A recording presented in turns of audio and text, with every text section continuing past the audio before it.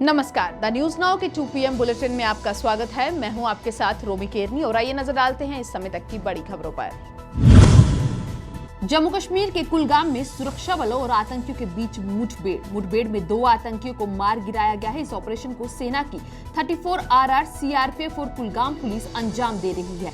वहीं मुठभेड़ को लेकर किसी तरह की अफवाह न फैले, इसके मद्देनजर प्रशासन ने कुलगाम और शोपियान जिले में मोबाइल इंटरनेट सेवा अस्थायी रूप से बंद कर दी है।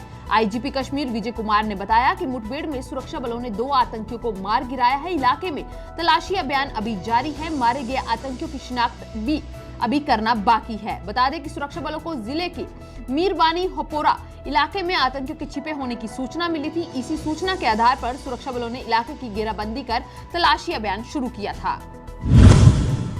कोरोना वायरस से निपटने के लिए लागू लॉकडाउन के कारण करीब 2 महीने से बंद पड़ी घरेलू विमान सेवाओं को आज से बहाल कर दिया गया है। इसके बाद अपने घर या कार्यस्थल लौटने के लिए सैकड़ों लोग देश भर के हवाई अड्डों पर पहुंचने लगे। तड़के दिल्ली के इंदिरा गांधी अंतर्राष्ट्रीय हवाई अड्डे पर भी रौनक देखने को मिली। हालांकि कई यात्रियों की खुशी उस वक्त मायूसी में तब्दील हो गई जब उन्हें हवाई अड्डे पर पता चला कि उनकी फ्लाइट रद्द हो चुकी है। ऐसे में कई यात्रियों को काफी परेशानी का सामना भी करना पड़ा। पहले विमान में यात्रा करने वालों में अर्धसैनिक बल के जवान, सेना के जवान, छात्र और प्रवासी शामिल थे जो रेलवे द्वारा चलाई गई विशेष ट्रेनों के टिकटें नहीं ले पाए थे। जहां मौजूद कई लोगों ने बताया कि सार्वजनिक वाहनों के कम होने के कारण वे समय से काफी पहले हवाई अड्डे के लिए निकल गए थे।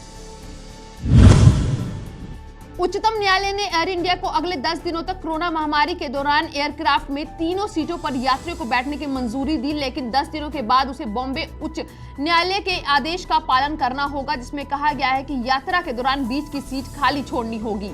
बॉम्बे उच्च न्यायालय के मिडिल सीट खाली छोड़ने के आदेश को एयर इंडिया और केंद्र सरकार ने शीर्ष अदालत में चुनौती दी, परंतु सुनवाई वाली इस याचिका पर सुनवाई के दौरान मुख्य न्यायाधीश SA बोबड़े ने एयर इंडिया को निर्देश दिया है कि अगले 10 दिन तक नॉन शेड्यूल विदेशी उड़ानों के लिए मिडिल सीट बुक कर सकती है। कोरोना वायरस से निपटने के लिए देश में पिछले 2 महीने से लॉकडाउन जारी है। हालांकि लॉकडाउन 4.0 के दौरान कई तरह की छूट दी गई है, लेकिन चिंता की बात यह है कि कोरोना संक्रमण के मामलों में तेजी से वृद्धि देखी जा रही है। देश में पिछले 24 घंटे में कोरोना वायरस के रिकॉर्ड 6,977 नए मामले सामने आए हैं। इसके साथ ही संक्रमितों की कुल संख्या 1,38,845 पर पहुंच गई है। इस अवधि में आपको बता दें कि 154 मरीजों की मौत हुई और मृतकों की संख्या बढ़कर 4,021 हो गई है। स्वास्थ्य मंत्रालय के बुलेटिन में यह जानकारी दी गई। महाराष्ट्र के पूर्व मुख्यमंत्री और फिलहाल राज्य सरकार में PDW मंत्री अशोक चौहान भी कोरोना वायरस से संक्रमित पाए गए हैं। रविवार रात आई रिपोर्ट में पता चला कि वे कोरोना पॉजिटिव हैं। इससे पहले महाराष्ट्र सरकार में मंत्री जितेंद्र आव्हाड भी कोविड-19 संक्रमित पाए गए थे। वे मुंबई के एक अस्पताल में 2 हफ्ते से अधिक समय तक भर्ती थे। अब संक्रमित मुक्त होकर घर लौट चुके हैं। अशोक चौहान नांदेड़ में थे और उन्हें इलाज के लिए मुंबई शिफ्ट किया जा रहा है। पूर्व हॉकी कप्तान और 3 बार ओलंपिक गोल्ड मेडलिस्ट रहे 96 वर्षीय बलबीर सिंह सीनियर नहीं रहे। सुबह 6:17 पर उनका देहांत हो गया। बलबीर सिंह सीनियर को गत 8 मई को तबीयत खराब होने के बाद मोहाली के फोर्टिस अस्पताल में भर्ती कराया गया था।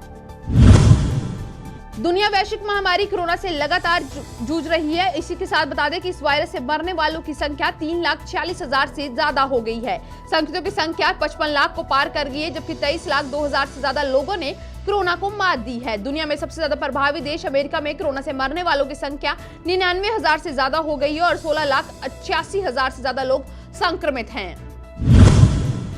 कोरोना वायरस के खौफ और लॉकडाउन की पाबंदियों के बीच पूरे देश में आज धूमधाम से ईद का त्योहार मनाया जा रहा है। दुनिया भर में ऐसा पहली बार हुआ है जब मुस्लिम भाई अपने सबसे बड़े पर्व ईद उल फितर की नमाज मस्जिद या ईदगाह पर नहीं बल्कि घर पर ही अदा करेंगे। पवित्र रमजान माह के बाद रविवार को चांद नजर आते ही एक दूसरे को मुबारकबाद देने का सिलसिला शुरू हो गया था। राष्ट्रपति, उपराष्ट्रपति और प्रधानमंत्री नरेंद्र मोदी सहित तमाम नेताओं ने ईद उल फितर की शुभकामनाएं दी। इस समय के बुलेटिन में बस इतना ही। आप बने रहें द न्यूज नाउ के साथ बाकी अपडेट्स के लिए।